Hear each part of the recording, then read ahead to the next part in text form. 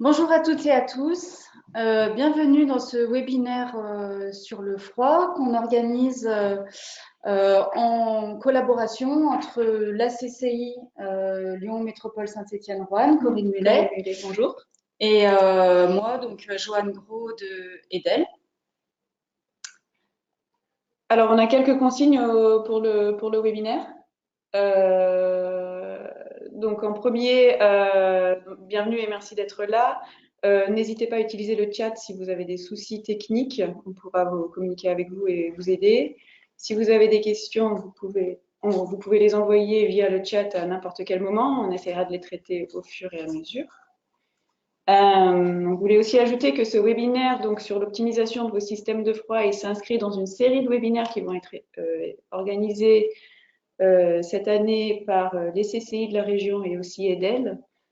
Donc, on vous tiendra au courant de l'agenda des différents webinaires qui vont avoir lieu. Les prochains, ça seront sur l'éclairage, sur l'achat de l'énergie, peut-être sur l'air comprimé aussi. Donc, on vous tiendra au courant de ces différents webinaires et également d'ateliers qu'on va organiser sur des durées de demi-journée qui seront en personne et dont un atelier qui approfondira la thématique froid, dont on vous parlera à la fin de ce webinaire. Voilà, tous ces webinaires et tous ces ateliers seront gratuits et ouverts à tous. On espère qu'ils vont vous plaire. Et ben tout de suite, je pense qu'on peut laisser la parole à notre expert qui a bien voulu venir ici pour partager avec vous un petit peu de son expérience et puis la grosse actualité qu'on a sur le froid hein, au niveau réglementaire, technique et puis les opportunités économiques. Donc, je vais le laisser se présenter. C'est Yvan Fayolle, dirigeant de la société Antalis. On se décale pour lui laisser la place.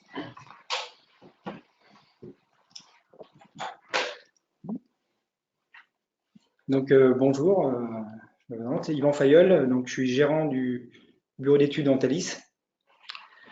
Nous réalisons des diagnostics énergétiques, de la maîtrise d'œuvre. On est spécialisé en installation frigorifique, industrielle, tertiaire et puis froid commercial. Voilà.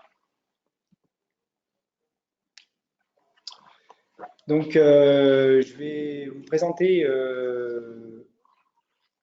le contexte avec les fluctuogènes d'abord d'un point de vue réglementaire et ensuite quelques cas concrets de remplacement d'installations frigorifiques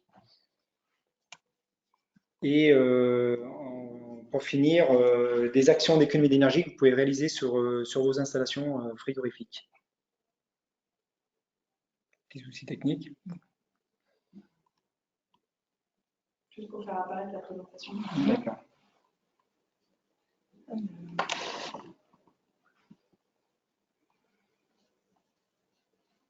Voilà, on est juste en train de mettre en place la présentation ici visuellement aussi pour nous. Excusez-nous de cette petite mise au point qui va durer juste un instant.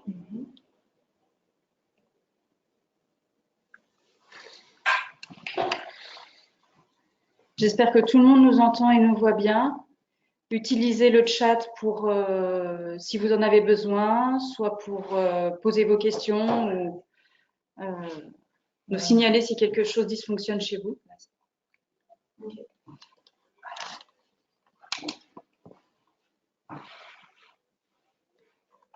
Voilà, normalement tout est en place.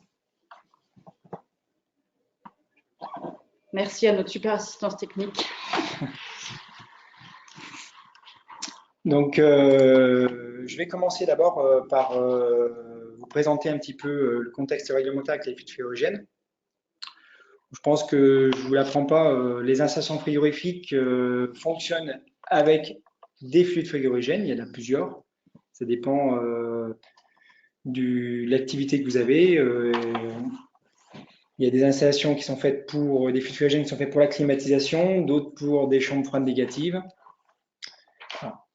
Ces fluides frigorigènes, il y en a plusieurs, une petite centaine, et ils sont répartis dans plusieurs familles.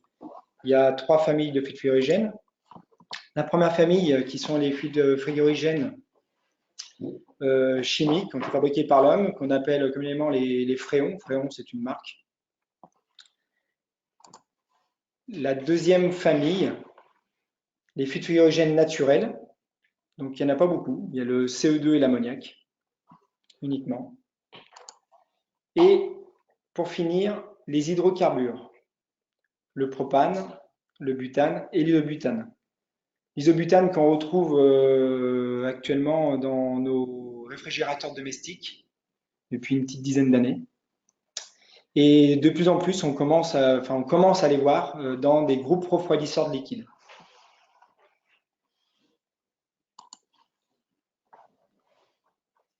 Concernant les fluides frigorigènes de type fréon, alors là, il y a plusieurs générations de fluides frigorigènes. Depuis les années 1900, on a créé les fluides frigorigènes qu'on dit CFC. Ces CFC ont une molécule de chlore. Cette molécule de chlore attaque la couche d'ozone. Suite au protocole de Montréal, eh bien, il y a eu une interdiction de ces fluides frigorigènes d'un point de vue manipulation, vente de ces fluides frigorigènes. Si vous avez des installations frigorifiques avec ce type de fluide frigorigène, vous pouvez toujours l'exploiter, mais il y a interdiction de faire des compléments de fluide, donc cette installation n'est plus réparable. Deuxième génération de fluide frigorigène, le R22, qui était très utilisé en France. 40% des fluides frigorigènes dans les années 80-90 étaient faits avec du R22 en France. Ce R22 a le même problème que la première génération. Il a une molécule de chlore, donc il est soumis au protocole de Montréal. Et donc, il est, lui, depuis 2014, interdit de complément de fluides frigorigènes. On n'a plus le droit de manipuler ces fluides.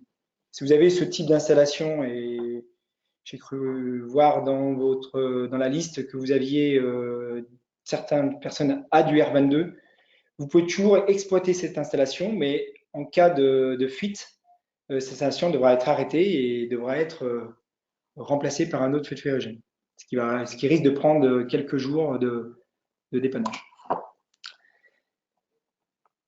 Troisième génération de fluides, pour remplacer ces fluides qui attaquaient la couche d'ozone, l'industrie a créé les HFC, donc il n'y a plus l'atome de chlore.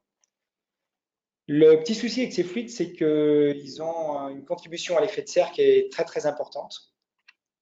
Voilà. Et donc, il y a un protocole, une réglementation qui s'appelle la réglementation F-Gaz. Et cette réglementation F-Gaz, eh bien, elle commence à interdire ces fluides. Donc, je vais vous en parler un petit peu après. Donc, pour remplacer ces fluides HFC et anticiper le remplacement de ces fluides HFC qui contribuent à l'effet de serre, une quatrième génération vient d'être créée qui est les fluides HFO. Donc, ils ont plus de problème d'un point de vue effet de serre et d'attaque de couche d'ozone. Donc, ils ne sont pas actuellement soumis à une réglementation. Donc là, c'était la famille des fréons. Je vais vous faire une petite explication très sommaire de la réglementation F-Gaz qui vous concerne quasiment tous parce que vous avez des fluides HFC, donc soumis à cette réglementation. La première chose, c'est qu'on a mis un quota aux fabricants des fluides frigorigènes. Ce quota a démarré en 2015, date de l'application de la réglementation de la F-Gaz. Donc en 2015, on avait 100% de la fabrication, qui était 100% du besoin en Europe.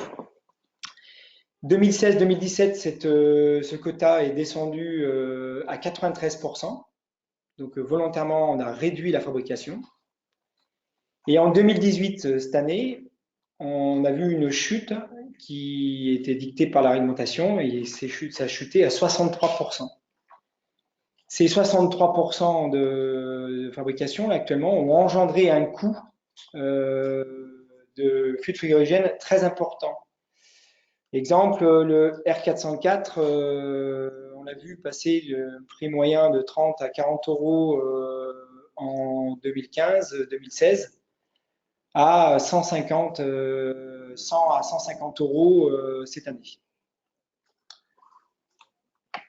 Voilà, donc la tendance, c'est que, la volonté, c'est que, en fait, les fabricants de fluides frigorigènes, jusqu'à 2030, la fabrication de fluides frigorigènes HFC devra chuter jusqu'à 21%, ce qui va engendrer une raréfication de ces fluides et donc peut-être une pénurie de certains fluides, 404 et peut-être le R134A, qui est le fluide actuellement qui est le plus utilisé dans les installations neuves. Après, il y a différentes dates d'équipements neufs qu'on parlera dans l'atelier, où on aura des interdictions à partir de 2020-2022 d'utiliser certains fluides. Pour la maintenance, les fluides qui ont un coefficient d'effet de serre supérieur à 2500, entre autres le R404A, on n'aura plus le droit de charger ce fluide-là dans des installations existantes à partir de fin 2019. Donc, il va falloir anticiper le remplacement de ce fluide frigorigène-là avant cette date-là.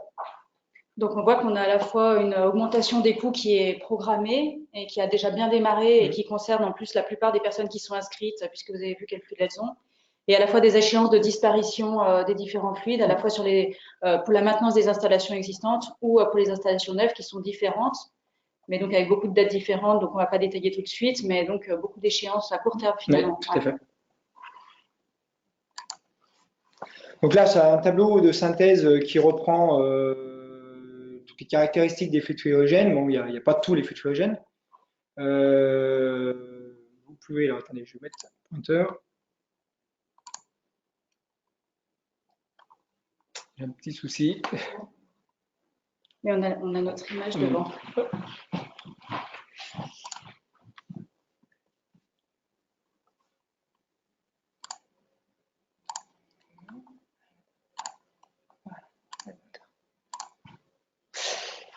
Donc, différents fluides frigorigènes. L'ammoniac CO2, qui sont les deux fluides naturels, avec les coefficients d'effet de serre les plus faibles, donc aucun impact sur l'environnement, aucune attaque de l'ozone, donc aucune réglementation environnementale vis-à-vis de ces deux fluides frigorigènes-là. Par contre, une colonne toxique, et on voit que l'ammoniac, bien sûr, est toxique. Donc, ça se maîtrise, on a des salles et machines, il y a des détections ammoniac. Et puis, une inflammabilité. Ah. Alors, on a une question en ligne. Patrick qui nous demande s'il existe un observatoire des coûts des fluides qui nous permettrait peut-être de voir comment les coûts augmentent et est-ce qu'on peut anticiper ces augmentations? Je ne sais pas vous répondre, mais peut-être qu'il existe un expert.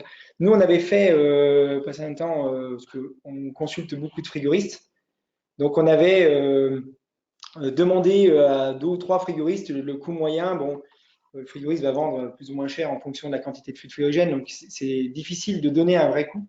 Ça peut être du simple au double, mais oui, on peut éventuellement pour l'atelier préparer une fourchette de prix par fluide frigorigène sur ce tableau-là, par exemple, que je vous mets en présentation. Voilà. À savoir que l'ammoniac, c'est 3-4 euros contre le R404A aujourd'hui qui est 150 euros. Donc, il y a des grosses différences de coûts sur les fluides frigorigènes. Merci. Donc là, la première colonne qui est l'attaque de la couche d'ozone, il y a deux fluides, c'est le R22 et les R12 que logiquement vous ne devez même plus avoir dans vos installations. Et puis ensuite, une deuxième colonne qui est l'effet de serre. Alors l'effet de serre, vous avez 3 couleurs. Une couleur qui est en vert, c'est tous les fluides à effet de serre qui sont inférieurs à 150 en coefficient d'effet de serre. Ces fluides-là, en fait, ils ne sont pas soumis à l'argumentation F-gaz. Et puis ensuite, vous avez une deuxième couleur qui sont les fluides inférieurs à 2500. Et là, ces fluides-là, vous pourrez continuer à les manipuler, à recharger les installations après fin 2019. Et la dernière couleur rouge, les fluides qui ont un coefficient d'effet de serre supérieur à 2500. Et donc, ceux-ci, eh bien, va falloir les remplacer avant fin 2019. On a une question de Gilbert qui nous demande, qui se pose des questions en fait sur le futur du CO2 au niveau notamment de l'environnement et de la sécurité des personnes. C'est vrai que ça apparaît pas dans ce tableau-là, mais le CO2. Alors, le CO2, comme vous voyez, il est tout en vert. C'est-à-dire que deuxième colonne, la troisième colonne, c'est la toxicité. Il n'est pas toxique. Il est loin d'être inflammable. On a du CO2 dans nos extincteurs.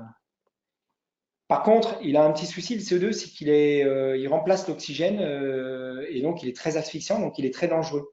Il y a même aujourd'hui plus d'accidents au CO2 qu'à l'ammoniac. Donc, c'est comme l'ammoniac, ça se maîtrise. Il y a des sondes de détection de CO2, donc en point bas, et il y a des formations à prévoir pour pouvoir intervenir sur ces installations-là. Concernant l'environnement, le CO2, il est le premier fluide à effet de serre. Seulement, les CO2 qui polluent l'atmosphère, c'est plus le CO2 qui sort de nos véhicules, du chauffage urbain. Le CO2 qui sort des installations, c'est des infimes quantités. Donc, il n'y a aucun impact du CO2 vis-à-vis de l'environnement dans les installations frigorifiques. Merci. Donc, on a une question également de Eric qui nous demande si on a des mesures comparatives en fait entre l'efficacité et le rendement entre les différents fluides. Je pense que ça va venir avec le cas concret qui va arrive juste après. Donc là, je vais. Suivante. Voilà. Donc, j'enlève les questions. Voilà.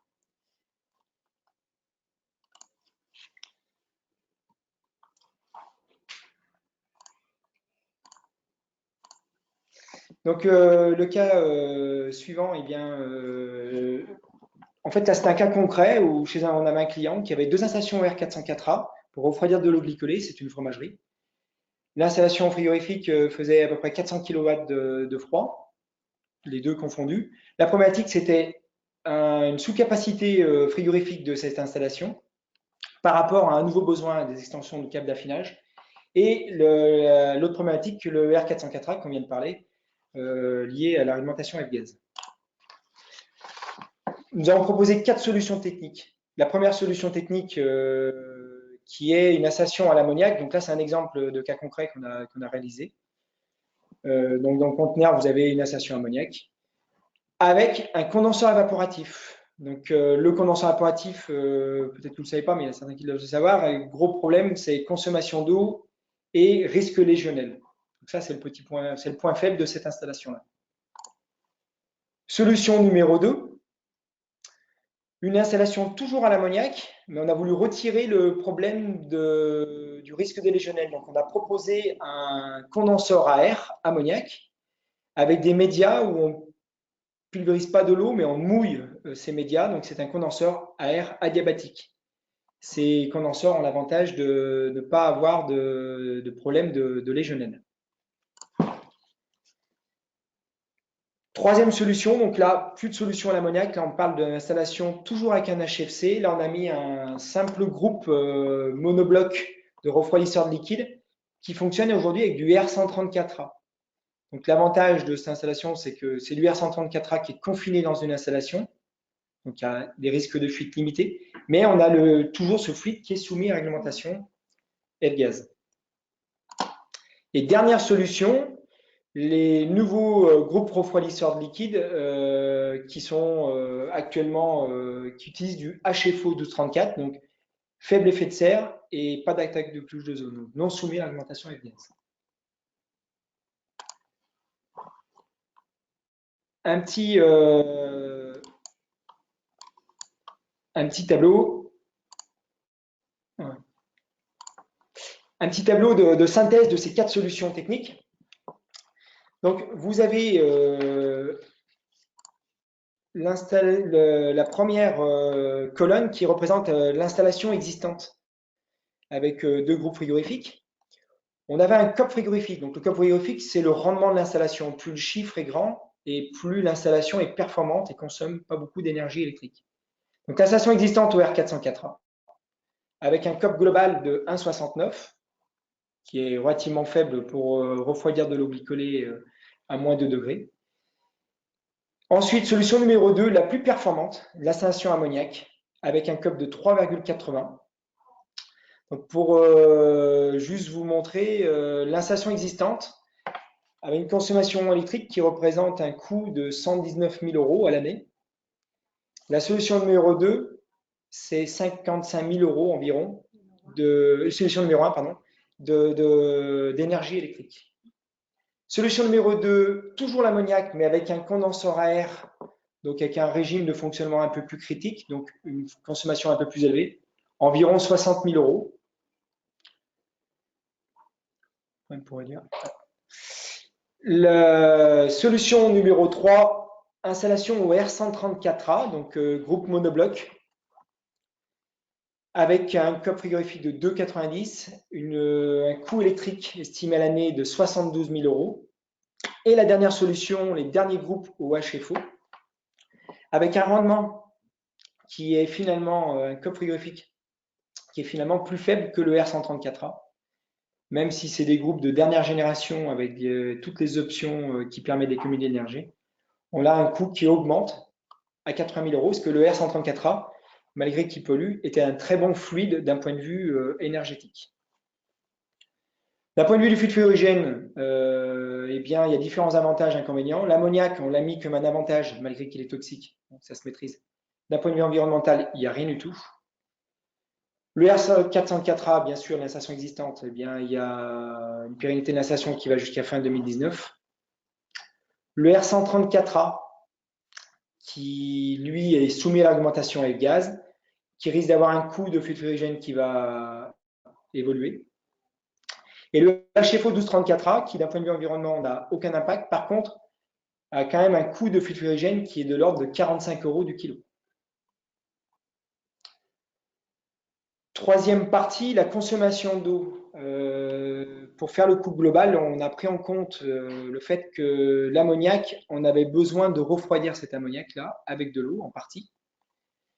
Sur l'installation existante et les deux installations avec des groupes OR134A et OHFO, il y a 0 utilisation d'eau.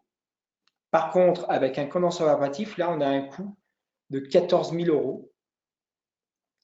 Et les condenseurs adiabatiques qui sont exclus de l'argumentation légionnelle, eux, ont un coût plus faible de l'ordre de 3 000 €. La maintenance qui est différente avec une ammoniac qui quand même a un coût de maintenance un peu plus élevé que les groupes au monobloc au R134A et HFO.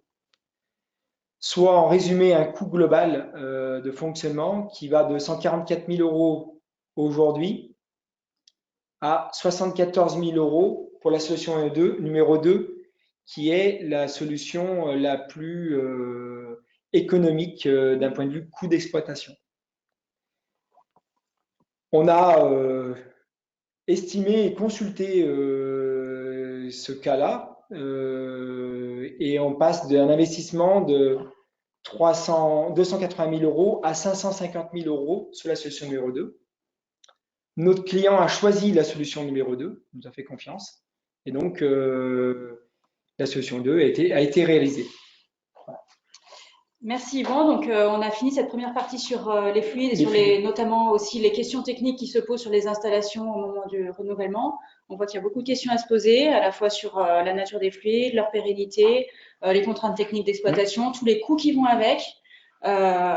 Et avec des coûts également du coût d'exploitation d'installation qui sont très différents. Et on voit bien sur cet exemple de cas concret que réfléchir en coût global peut amener vraiment à faire un choix qui sera le plus performant économiquement sur le long terme, mais qu'il y a beaucoup de choses, effectivement, de paramètres à prendre en compte. On va enchaîner avec la deuxième partie, donc sur les options d'économie d'énergie, oui, avec différentes options que vous allez nous expliquer. Il nous reste environ un quart d'heure de présentation. D'accord.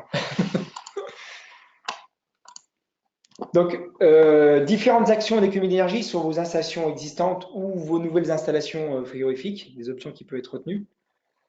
Les installations frigorifiques doivent s'adapter à différents besoins, été, hiver, jour, nuit, le process en fonctionnement ou pas en fonctionnement. Donc, les compresseurs doivent s'adapter à ces besoins. Là, on a un cas concret de mesure qu'on a faite où on voit que le compresseur était en différentes charges frigorifiques, donc variait de 100% à 5% de besoin, donc un fonctionnement très très faible. Une forte variation de vitesse, de fréquence. Donc, la solution qu'on a proposée, c'est une régulation de puissance grâce à un variateur de vitesse sur cette installation. Donc, avant-après, on a installé les variateurs de vitesse pour alimenter ces compresseurs. Sur cette installation qui variait beaucoup en capacité, 45% de position de tiroir de capacité en moyenne. On avait un COP de 3,50 au niveau du compresseur avant modification.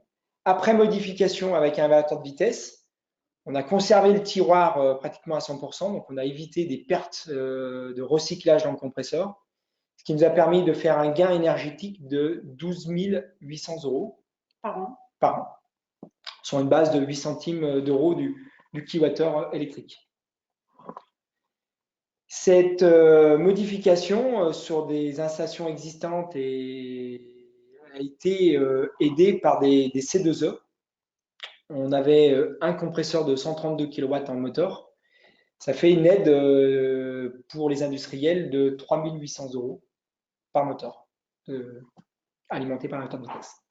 Ce qui réduit l'investissement et permet d'avoir un retour sur investissement le plus faible possible.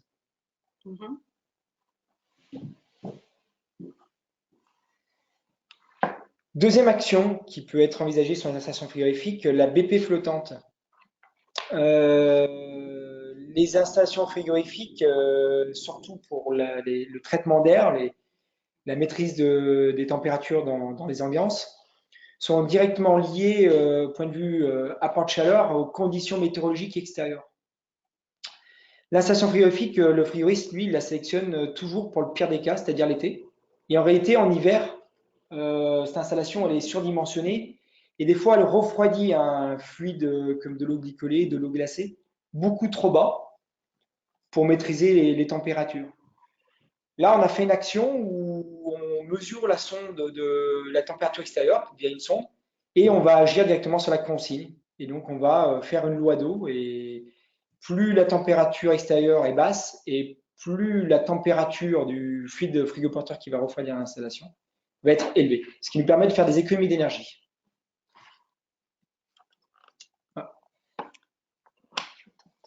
Ah, on a une question de nouveau d'Éric qui nous demande, concernant la bébé flottante déjà, la dimension, la surface et le volume de l'ensemble. Alors, on n'a encore pas vu vraiment d'exemple. On a vu la photo de la variation de vitesse tout à l'heure. Donc, je ne sais pas si la question porte plutôt sur la variation de vitesse ou sur la BP flottante. Dimension, surface et volume de l'ensemble. C'est surtout alors la BP flottante, si je comprends la question, ça concerne surtout des gros volumes. Exemple des entrepôts frigorifiques. Là, le cas de la mesure que vous avez pu voir avec une variation de la consigne en fonction de la température extérieure, c'était sur un entrepôt frigorifique. Donc, si vous avez une chambre froide au milieu d'un bâtiment, la BP flottante n'est pas à appliquer. J'espère avoir répondu à votre question. Ah, oui, voilà. Ah, pardon. Agnès nous demande de préciser la signification des sigles, donc BP, HP. D'accord.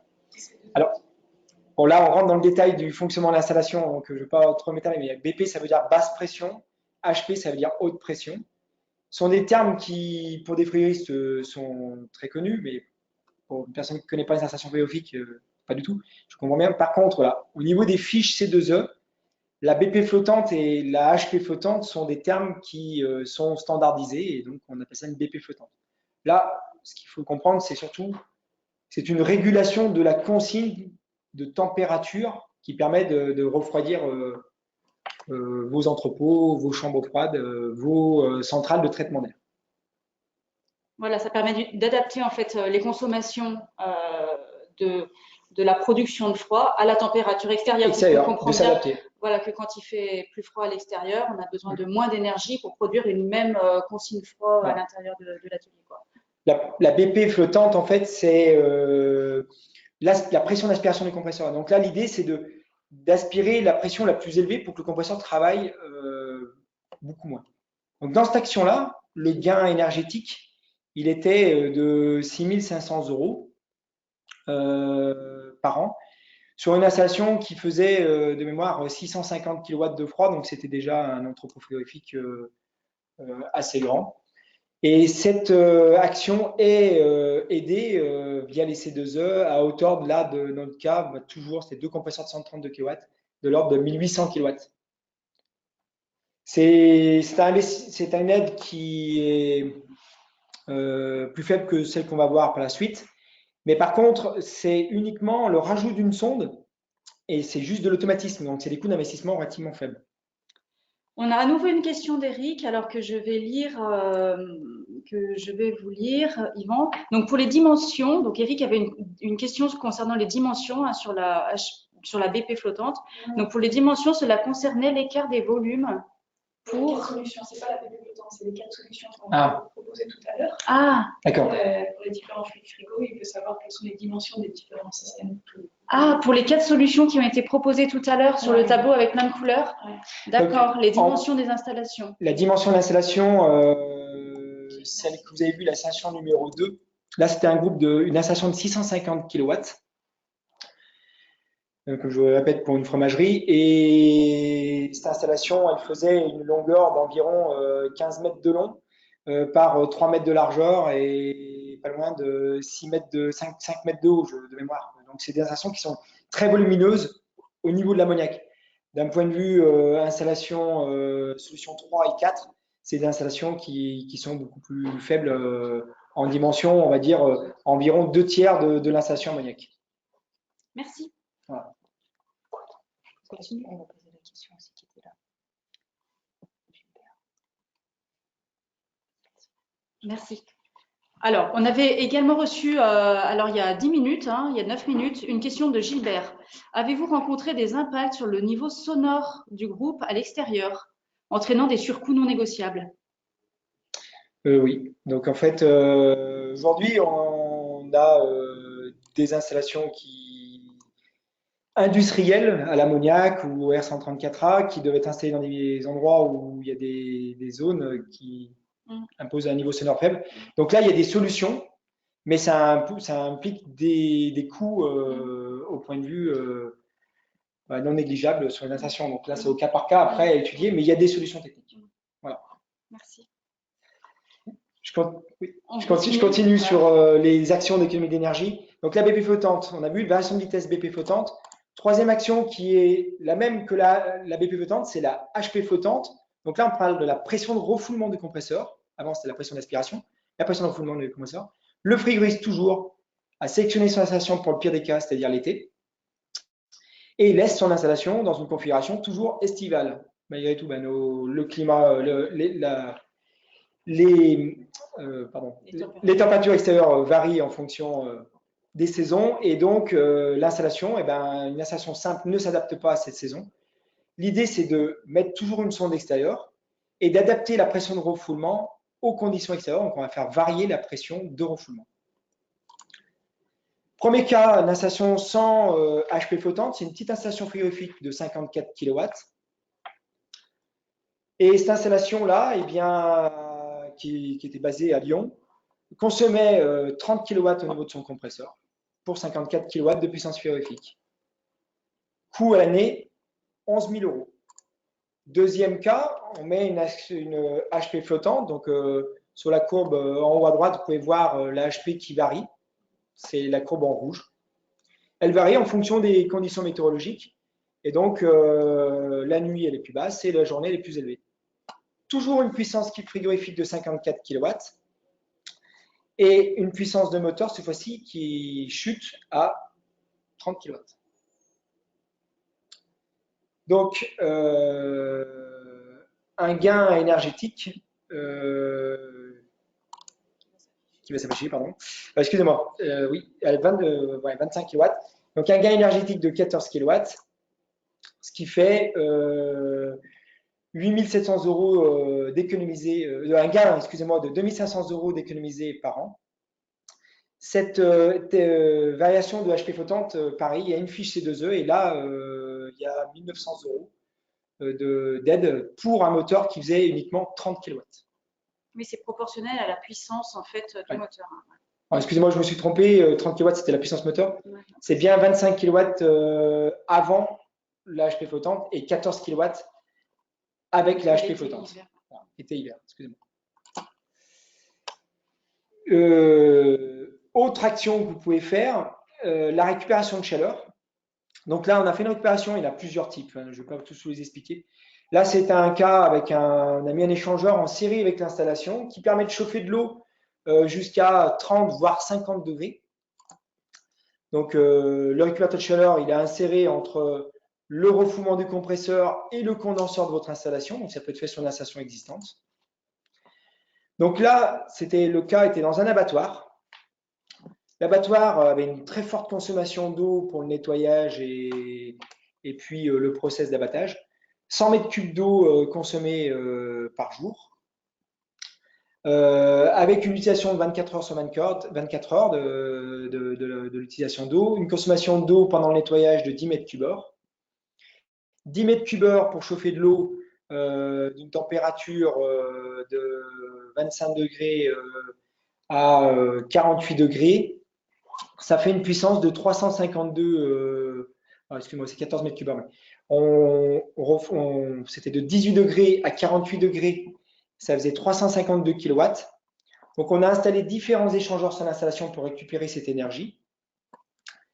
Le gain en gaz, c'est 34 000 € par an d'économie, avec un coût de gaz à 5 centimes € du kilowattheure de gaz.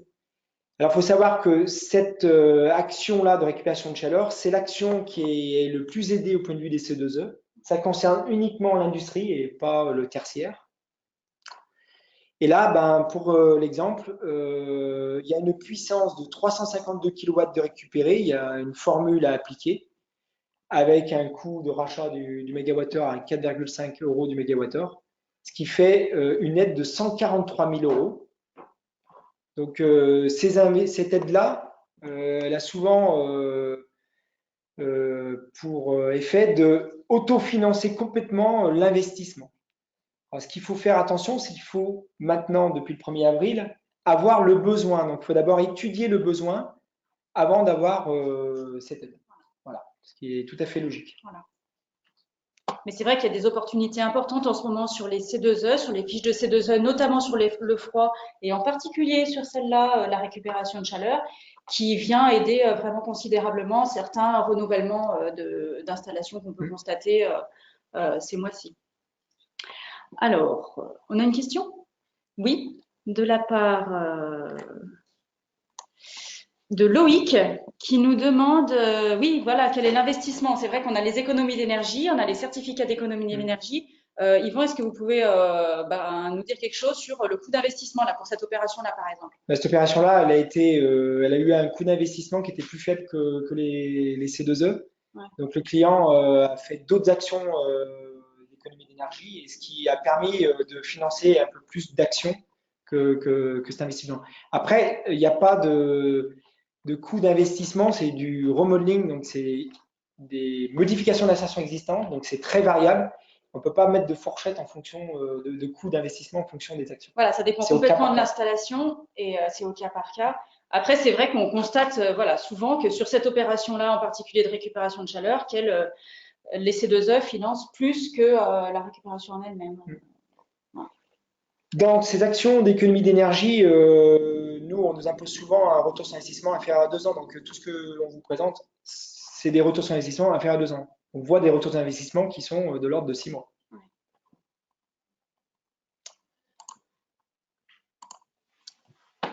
Autre action, donc maintenant, et la dernière, les pompes de distribution. Vous avez souvent beaucoup de pompes. Donc là, on a parlé surtout du compresseur et la récupération de chaleur, mais il y a tous les périphériques de l'installation frigorifique, les pompes entre autres, les ventilateurs, on ne va pas en parler, on n'a pas le temps.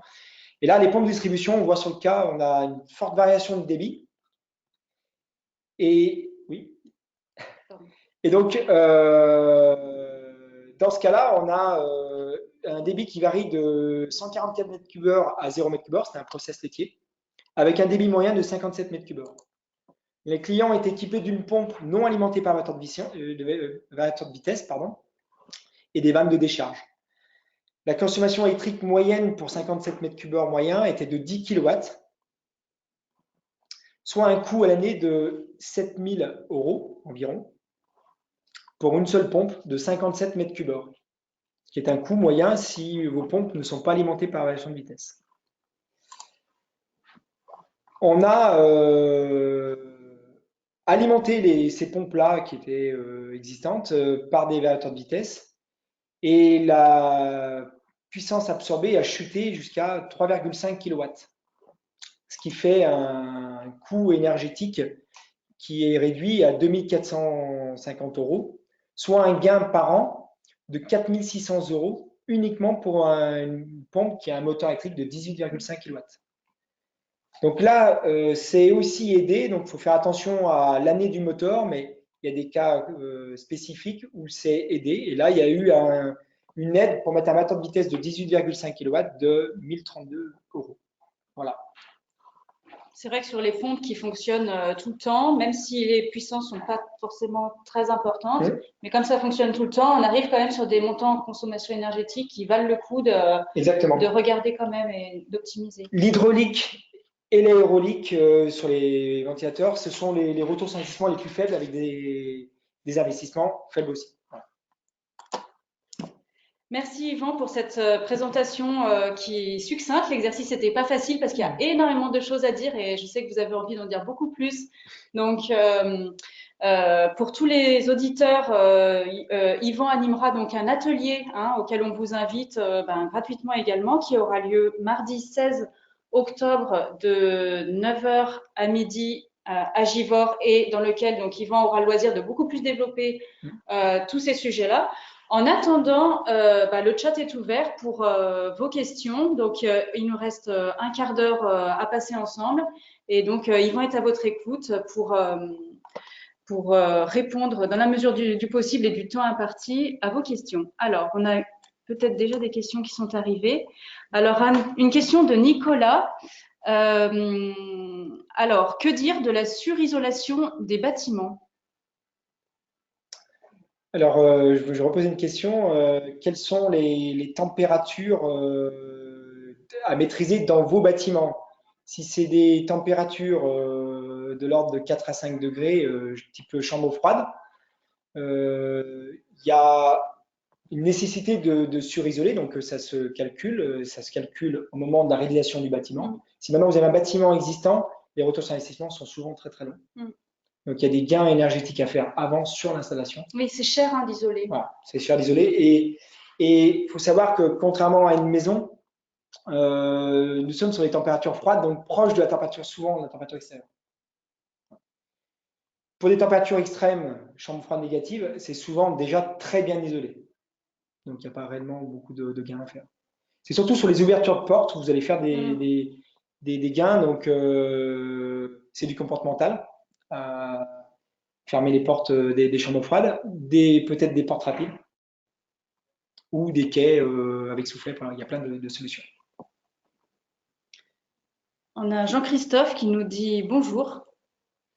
Bonjour Jean-Christophe. Il va continuer à taper sa question. En attendant, on a une autre question qui est arrivée de la part de Eric. Techniquement, sera-t-il possible de mettre tout le monde industriel français à niveau et aux normes avec des nouvelles solutions pour le froid? C'est vrai qu'on a l'impression que les enjeux sont vraiment importants et à assez court terme. Oui, ça va être compliqué. Bon, on a vécu ça avec le R22. J'avoue que le R22, les industriels qui fabriquent les fluides hydrogènes ont trouvé des solutions pour vous vendre d'autres fluides hydrogènes. Et ensuite, il y a eu la réglementation F-gaz qui interdit ces fluides frigorigènes-là. Aujourd'hui, j'ai vu certaines personnes qui ont du R448, donc ils avaient sûrement avant du R444. Ils ont remplacé le R444 par du R448. Vous devriez bientôt, dans les prochaines années, changer à nouveau ce fluide frigorigène-là. Donc oui, c'est compliqué parce que aujourd'hui, on se rend compte que les solutions techniques, elles sont de plus en plus réduites et ça impose des changements complets d'installation, donc des investissements importants.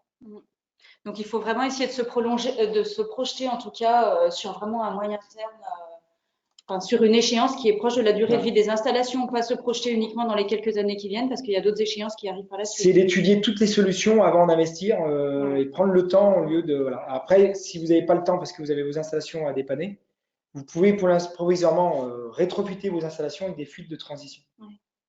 Ça reste une bonne solution provisoire, au lieu d'investir sur une solution qui sera pas bonne. On a une question de Gaëtan. Les C2E sont-ils valables pour les installations en bâtiment neuf? Pour l'industrie, si vous avez votre code NAF qui dépend de l'industrie, il y a des C2E qui concernent l'industrie. Moi, je connais plus ceux de l'industrie. Par exemple, pour le tertiaire, la récupération de chaleur, je vous ai dit, où il y avait des fortes C2E. Pour le tertiaire, il n'y a pas cette fiche-là, donc vous ne pouvez pas récupérer des C2E sur la récupération de chaleur. Je fais juste une petite aparté par rapport à cette remarque. Pour le tertiaire, il peut exister, selon les territoires, moi je sais que c'est le cas dans une partie de la Loire, d'autres financements qui peuvent permettre d'abonder quand les C2E n'existent pas. Donc, je dirais après, sur ces questions d'aide très particulières, c'est un petit peu à voir au cas par cas parce qu'au-delà des C2E, des certificats d'économie d'énergie, il y a d'autres dispositifs d'aide que nous, EDEL, les CCI, on tâche de connaître et d'être bien en veille là-dessus. Donc, il faut voir un petit peu au cas par cas. Après, donc notamment pour le tertiaire, qui n'a pas du tout accès au même certificat d'économie d'énergie que pour l'industrie. Après, la question de Gaëtan, c'était plutôt concernant les bâtiments neufs. Toutes les installations neuves, est-ce qu'on peut mettre en place les C2E sur le neuf? D'accord. Ouais. Donc, sur les installations neuves, oui, vous avez droit aux C2E si vous voulez faire de la récupération de chaleur. Donc, il faut par contre faire attention, il faut que les C2E soient d'abord étudiés avant la commande. Parce que les C2E, le principe, c'est de l'incitation à faire des économies d'énergie. Donc, vous ne devez pas passer commande d'abord, vous devez d'abord étudier vos C2E avec votre frigoriste. Et puis, ensuite, faut savoir aussi une chose, c'est que les variateurs de vitesse sur les pompes, les compresseurs, les ventilateurs, ne sont plus aidés si la classe de moteur n'est pas au moins un IE3. Et ça risque en plus d'évoluer et de monter en classe. Donc, si vous êtes sur des moteurs classiques, si vous mettez un variateur de vitesse, il n'y aura pas d'aide. Pour conclure sur les C2E, donc une règle de base, c'est qu'il faut toujours monter le dossier effectivement avant de signer le bon de commande. Donc, il faut anticiper le montage du dossier par rapport à la commande. Une autre règle vraiment de base, c'est que chaque fiche de certificat d'économie d'énergie, donc il y en a 4 qui ont été présentées là, contient des critères techniques. Donc, il faut regarder au cas par cas, comme l'âge, la classe du moteur pour la variation de vitesse, et puis il y en a d'autres sur chaque fiche. Donc, c'est à bien regarder au cas par cas. Et ensuite, sur les bâtiments et plus globalement les installations neuves, c'est vrai que toutes les fiches de C2E ne fonctionnent pas. Normalement, les C2E, c'est plutôt sur l'existant. Mais là, sur le froid, la plupart des fiches, en tout cas, sont quand même ouvertes aux installations neuves pour répondre à la question de Gaëtan. Donc, on a beaucoup de questions qui arrivent au standard. Donc, une question de Jean-Christophe. Bonjour. Quel est le montant de l'investissement pour la mise en place? Et je ne peux pas lire la suite. Charlène. Jean-Christophe, pour la mise en place d'une HP flottante. D'une HP flottante. Le montant d'investissement? Alors, le montant d'investissement, il y a différents niveaux de faire pour réaliser l'HP flottante. Déjà, si vous avez une installation avec un condenseur évaporatif, c'est beaucoup plus compliqué qu'un condenseur à air. Après, l'HP flottante, ça consiste à quoi? Ça consiste à installer une sonde de température extérieure, à installer des variateurs de vitesse sur les ventilateurs des condenseurs. Ça, c'est le minimum. Ensuite, nous, on conseille de changer les détendeurs, donc un organe frigorifique. Et là, le coût d'investissement peut vite varier. Puis après, la HP flottante, elle a un impact, c'est qu'elle va vous augmenter la puissance frigorifique tout en réduisant la consommation électrique, donc c'est très bien, sauf qu'elle va vous l'augmenter pendant l'hiver, le moment où on a besoin de moins de puissance frigorifique. Ce qui risque d'engendrer une réduction de puissance du compresseur, donc généralement, on demande à mettre des variateurs de vitesse en même temps sur les compresseurs. Donc, combien il faut investir? En fait, c'est soit on fait un minimum, soit on fait le maximum, et il peut y avoir une variation de coût d'investissement très élevé. Donc, il n'y a pas de. C'est difficile de donner un coût pour tous les cas de HP flottante. Merci. Agnès nous pose une question donc, que doivent se poser beaucoup d'auditeurs. Est-ce que les installations au R404A pourront fonctionner avec d'autres fluides ou bien faut-il prévoir de changer aussi le matériel? Aujourd'hui, les fabricants ont créé plusieurs fluides. J'en connais 3, mais on va dire le R448 qui est actuellement la solution la plus utilisée. Le R448, c'est un fluide qui a un coefficient d'effet de serre inférieur à 2500. Donc, il ne va pas être interdit en fin 2019. Mais il sera interdit les 5 années qui vont suivre derrière, où il va être, on va dire, en forte réduction de fabrication. Ça, c'est si on ne veut pas changer l'installation frigorifique. Après, les autres solutions, il n'y a pas de solution aujourd'hui. Si vous avez une chambre froide négative, c'est du CO2. Si vous avez du froid positif au-dessus de 0 degré, moi je dis toujours la meilleure solution, c'est de passer plus en détente directe, donc plus avoir le fluide frigorigène dans vos locaux, mais de passer en installation obliquelée, ce qui vous permettra, le jour où vous avez une réglementation qui variera, qui changera, de changer uniquement l'installation frigorifique et pas tout le réseau et pas tous les émetteurs de froid dans vos chambres froides. Voilà. De partir avec des solutions plutôt avec des fluides frigoporteurs. Ouais. Donc au-delà du fluide, finalement, c'est aussi tout le système. C'est tout le système. Et donc là, aujourd'hui, il n'y a pas de fluide magique qui remplace le 404 pour dire on a un fluide sur du long terme. Sur du long terme. Ouais. Les HFO, tous les nouveaux fluides dans le tableau que je vous avais fait voir de synthèse des fluides fluorigènes, il est classé en légèrement inflammable. Donc vis-à-vis de vos assurances, vous n'aurez pas l'autorisation de mettre les HFO en détente directe dans vos installations. La réglementation est en train d'évoluer au niveau des fluides inflammables pour mettre ces fluides fluorigènes-là dans les. Et c'est vrai que cette question de la détente directe ou d'une installation centralisée se pose souvent aussi. Oui. Donc, la solution, c'est plutôt une installation centralisée. Et donc là, c'est le moment de. Il nous reste 5 minutes et encore pas mal de questions. Donc, une question de Nicolas. Les fluides propres ne risquent-ils pas de devenir hors de prix, je suppose, dans les années à venir? Alors, le fluide naturel, comme le fluide CO2 ou ammoniac, ne pourront jamais augmenter au point de vue du coût parce que d'un point de vue coût de fabrication, la fabrication est très très faible. Ce sont des molécules qui sont très très simples à fabriquer. Donc pour moi, les deux fluides naturels, il n'y a pas de risque d'évolution de ces coûts-là. Par contre, le HFO 234, qui est un fluide fabriqué uniquement pour ça, je ne sais pas. Je ne sais pas vous répondre et là, c'est l'inconnu. Lorsque tout le monde sera basculé en HFO 1234A.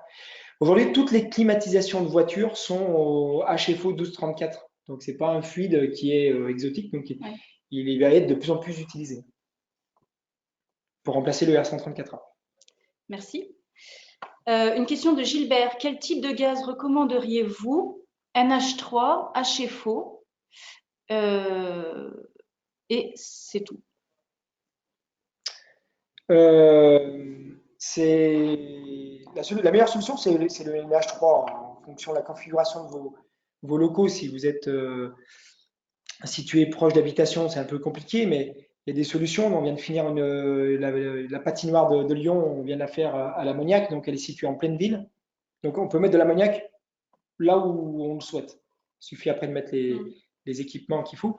L'ammoniac, ça reste toujours un investissement beaucoup plus élevé que le HFO. C'est surtout un coût, c'est surtout l'investissement qui fait que.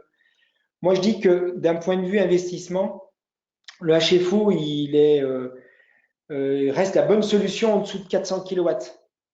On va dire 500 kW. Au-delà de 500, 600 kW, 1000, ça reste ammoniac qui peut être la bonne solution. Merci.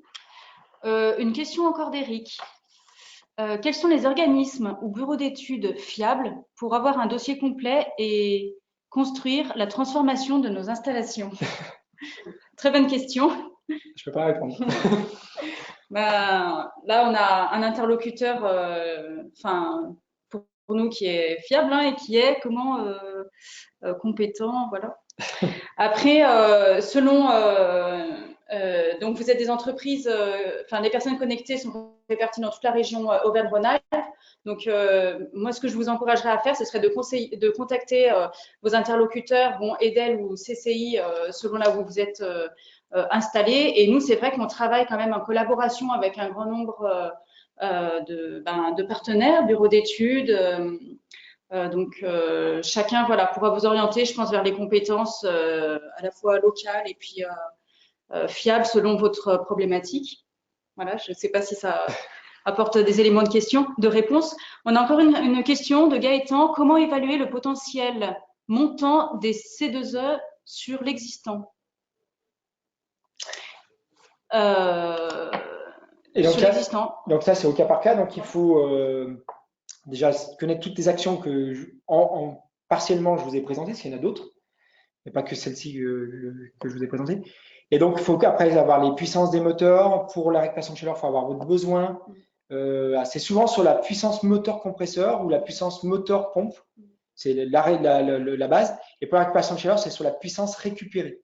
Et cette puissance récupérée, il y a toute une règle à appliquer. Donc, maintenant, on a besoin d'avoir une fiche de calcul avant de faire les C2E.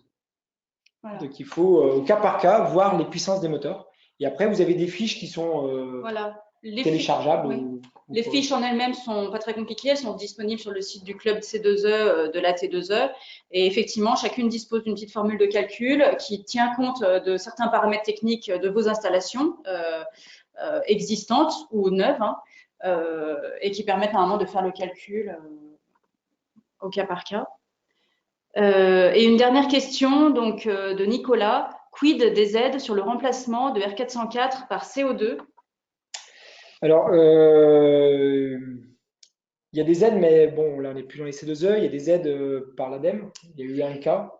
Mais il faut que l'installation soit exemplaire donc, et innovante. Donc, comme l'ADEME a déjà aidé plusieurs dossiers d'installation de CO2 ces dernières années, la question, moi, vraiment que je me pose, parce que je présente un petit peu des dossiers à l'ADEME, c'est est-ce qu'ils vont encore considérer les installations au CO2 comme innovantes en sachant qu'ils en ont déjà aidé je ne sais pas combien, peut-être 5 ou… Moi, j'ai un seul cas. Oui, mais il y en a eu d'autres. Donc, moi, je connais au moins 3 cas d'installations qui ont été aidés par l'ADEME sur ces dernières années sur des installations en CO2. Donc, est-ce qu'ils vont continuer à trouver ça suffisamment innovant pour qu'ils proposent de nouveau une aide? Aujourd'hui, là, maintenant, 2018, donc ce serait pour 2019, j'en doute. Mais il faut quand même poser la question. Si jamais il y a un projet, nous aussi, vos interlocuteurs EDEL CCI, on est là également pour sonder un petit peu à l'ADEME, étater le terrain, voir si ce serait possible ou pas. On arrive à la fin des questions. Donc, et puis c'est bien parce qu'il est midi, l'heure de manger. Donc, on vous remercie de votre attention et de votre participation. C'était très agréable, je pense, d'avoir des échanges et des questions qui arrivaient comme ça au fur et à mesure. Donc, je répète que l'atelier à Givors, le 16 octobre au matin, auquel toutes les entreprises sont invitées, bien sûr, ça s'adresse plus particulièrement aux entreprises qui ne sont pas trop loin parce que ça dure qu'une demi-journée, donc c'est principalement pour les départements limitrophes. Concernant les autres entreprises, il est tout à fait possible que les CCI sur place organisent également un atelier froid dans les mois, années à venir. Ce sera à la discrétion de chacun. Vous pouvez en tout cas faire remonter votre intérêt sur ce sujet, notamment dans les 3 questions qui vous seront posées quand vous allez fermer la fenêtre. On aura encore besoin d'une petite minute de votre disponibilité pour répondre à ces 3 questions et notamment sur votre intérêt sur des webinaires ou ateliers à venir. Exprimez-vous. Et la dernière chose, c'est que ce webinaire que vous venez d'écouter sera disponible dès la semaine prochaine sur la chaîne YouTube de la CCI. Et voilà. Merci de votre attention. Merci beaucoup, Yvan. Merci bien. Et bon appétit. Merci.